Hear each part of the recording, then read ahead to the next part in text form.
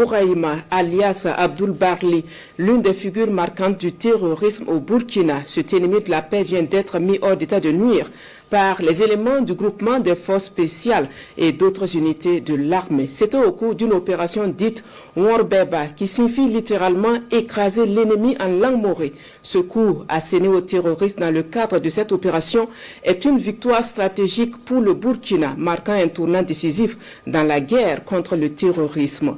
L'Irandan, Philippe Ada, reportage.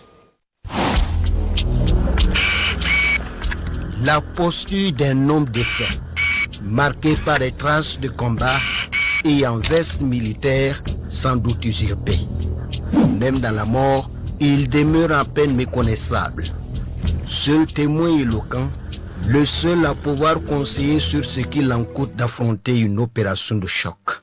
Cette opération d'envergure a été baptisée Ouarbeba, en langue morée, écraser l'ennemi. C'est l'histoire d'une traque chirurgicale contre un ennemi juré de la paix. Originaire de Barga, il était l'un des principaux responsables de la coordination des attaques terroristes dans les zones de Solé, Bargayou, Titao et Namisigma. Nous allons vous conduire dans les coulisses d'une fin de cavalerie retentissante avec les acteurs au premier plan qui racontent l'exploit. Pour les forces spéciales encore appelées le manoir des guerriers de l'ombre, il s'agit d'un exercice inédit. Nous avons reçu la directive initiale de planification de l'opération Ouarbeba depuis le mois de septembre et de la part du commandant du groupement des forces spéciales. Et depuis là, nous nous sommes attelés à la préparation de la dite mission. Sur le renseignement précis, la planification est faite, les unités sont déployées.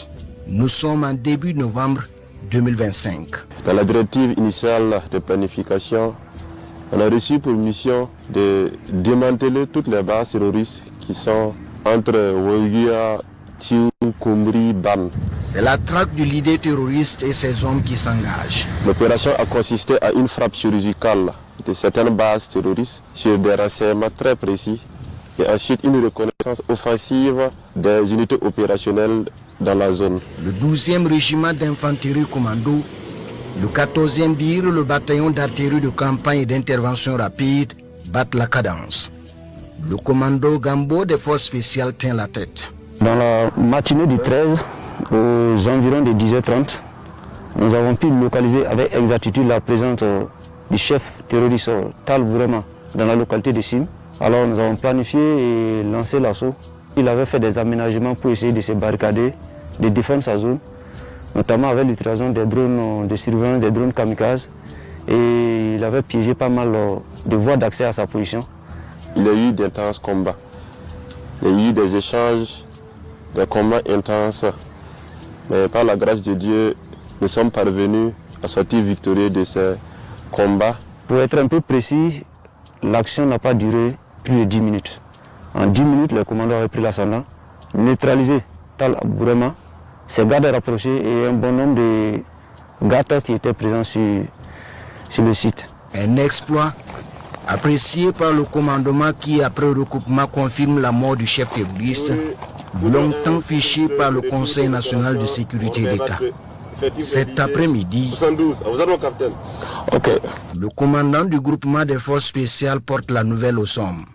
Pendant que vous étiez en train de manœuvrer, le service de renseignement nous confirme effectivement que c'est un important cadre terroriste. Et pour cela, bravo, félicitations les gars, vous méritez amplement des applaudissements. Et on y va pour un croutier, nous sommes le mandat des guerriers. Plutôt qu'une simple bonne nouvelle, c'est une victoire stratégique contre un sanguinaire. Un cadre terroriste qui occupait jusque-là la fonction de chef de groupe opérationnel dans la zone d'Engané, relevant de la commune de Titao. Les cibles de haute valeur sont souvent des proies qui intéressent bien les forces spéciales parce qu'en les éliminant, ça a un coût important sur les activités terroristes dans ce sens que celui qui est censé coordonner, trouver les moyens, donner les ordres pour que les populations ou les FDS puissent être attaqués, il n'est plus là. Le doute et le manque en matériel, mais aussi en zone de survie. La meute d'après l'officier militaire, a été en grande partie écrasé selon les consignes du commandement. Toutes mes félicitations à l'ensemble des unités qui ont été engagées dans le cadre de cette opération.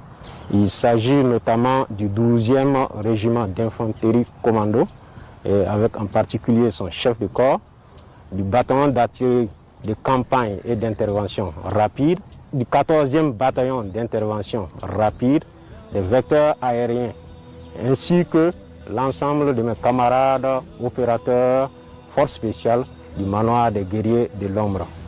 Des unités qui, selon le capitaine Jack, ont fait preuve de courage, de détermination et de professionnalisme. À l'ensemble de toutes ces populations qui, à travers leur résilience, nous envoient une source d'inspiration. Leur résilience est une source de motivation pour nous combattants. Je les tiens à les rassurer. Coûte que coûte, vaille que vaille, la paix reviendra bel et bien au Burkina Faso. Du reste, rien de grand ne s'obtient dans la facilité, martèle le commando et patron des forces spéciales, pour qui il vaut mieux mourir dans l'honneur et la dignité plutôt que de vivre lamentablement dans un déshonneur humiliant. Et c'est bien le sentiment qui renforce la conviction et le dynamisme de tous les commandos engagés dans la reconquête du territoire national.